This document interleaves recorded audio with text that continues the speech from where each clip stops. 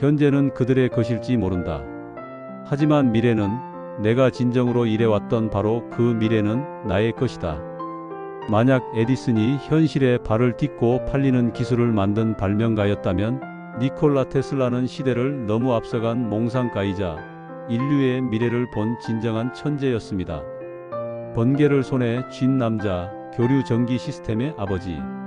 그의 머릿속에서는 라디오, 레이더, 무선통신, 심지어는 무선에너지 전송까지 20세기를 정의할 거의 모든 기술의 씨앗이 싹트고 있었습니다. 하지만 그의 비극은 세상이 그의 위대한 비전을 따라오기에는 너무나 뒤처져 있었다는 점입니다. 테슬라는 1856년 오스트리아 헝가리 제국의 작은 마을에서 세르비아인 부모에게서 태어났습니다. 전설에 따르면 그가 태어나던 날 밤 하늘을 찢는 듯한 거대한 번개가 쳤다고 합니다. 그의 운명을 예고라도 하듯 말이죠. 그는 어린 시절부터 비범한 재능을 보였습니다.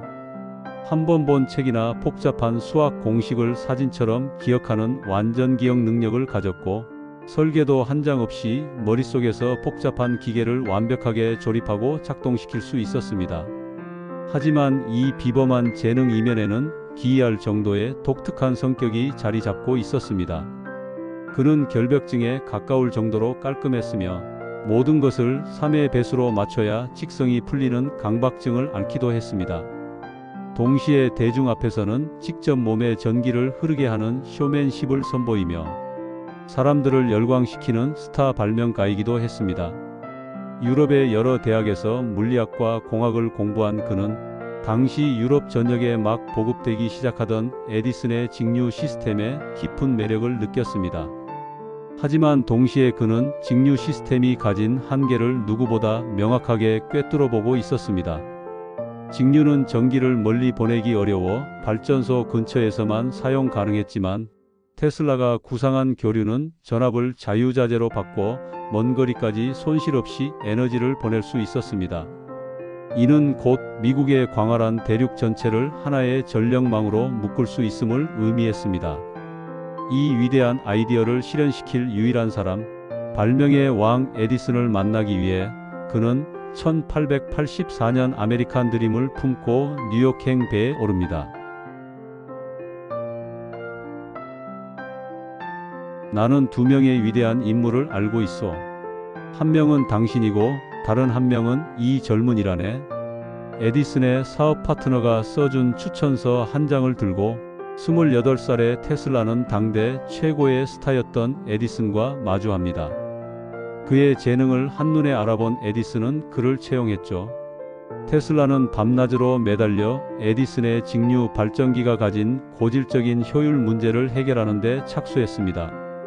그리고 불과 몇 달 만에 24가지의 새로운 설계안을 제시하며 완벽하게 임무를 완수했고 에디슨을 놀라게 했습니다.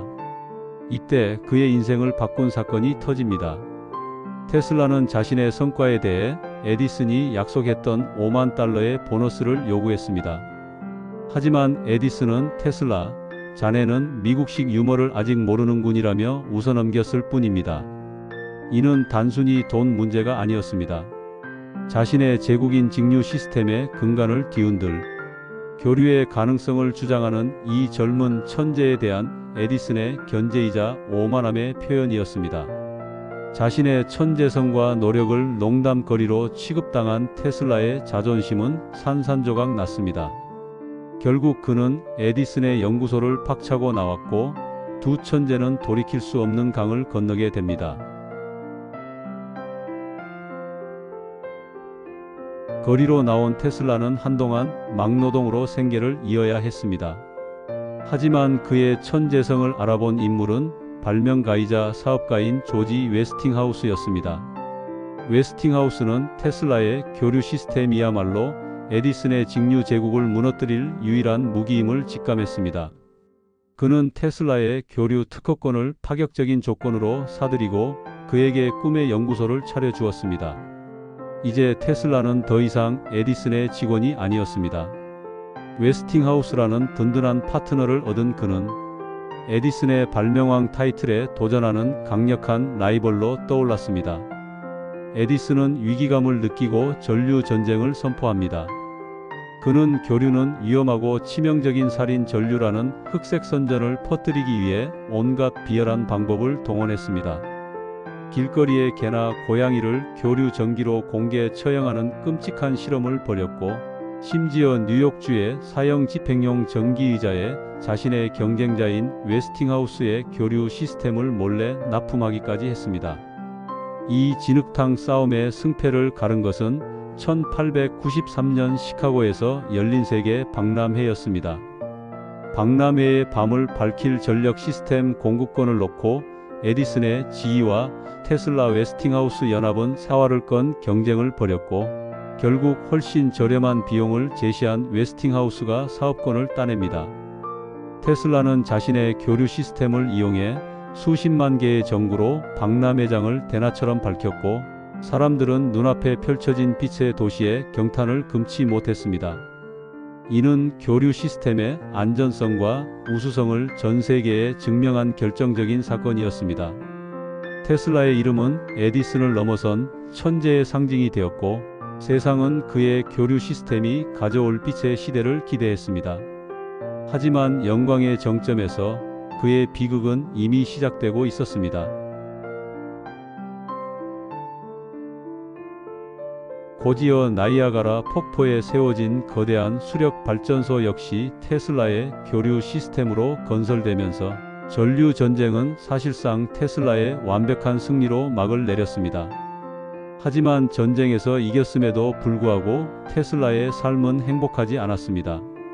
웨스팅하우스 회사가 재정 위기에 빠지자 그는 자신을 믿어준 파트너를 위해 막대한 가치를 지닌 자신의 교류 특허 로열티를 스스로 찢어버리는 치명적인 실수를 저지릅니다. 이후 그는 전 세계를 하나의 거대한 통신망으로 연결하고 에너지를 무선으로 공급하겠다는 워든 클리프 타워 프로젝트의 모든 것을 걸었습니다. 그의 꿈은 단순히 무선 통신을 넘어 전 세계 어느 곳에서든 안테나만 꽂으면 에너지를 공짜로 쓸 수 있는 세상을 만드는 것이었습니다. 인류 전체를 위한 그의 원대한 비전은 그러나 투자자 JP 모건에게는 당장 돈이 되지 않는 허황된 꿈으로 보였을 뿐입니다. 결국 그는 파산하고 맙니다. 그의 머릿속에는 시대를 수십 년 앞서간 아이디어들이 가득했지만 현실적인 사업 감각과 타협의 기술이 부족했던 그는 점차 잊혀갔습니다. 말년에는 호텔방을 전전하며 비둘기에게 모이를 주는 것이 유일한 낙이었던 그는 1943년 가난과 고독 속에서 조용히 눈을 감았습니다. 에디슨이 부와 명예를 모두 누리며 발명왕으로 역사에 기록된 반면 테슬라는 매드 사이언티스트로 잊혔습니다. 하지만 오늘날 우리가 쓰는 모든 전기는 그의 교류 시스템에 기반하고 있으며 라디오, 리모컨, 스마트폰 등 무선 기술의 근간에는 모두 그의 아이디어가 숨쉬고 있습니다. 현재는 에디슨의 것이었을지 몰라도 결국 미래는 테슬라의 것이었던 셈입니다. 시청해 주셔서 감사합니다. 세상을 바꾼 라이벌 열전 다음 편도 기대해 주세요. 구독과 좋아요는 더 좋은 콘텐츠를 만드는 데 큰 힘이 됩니다.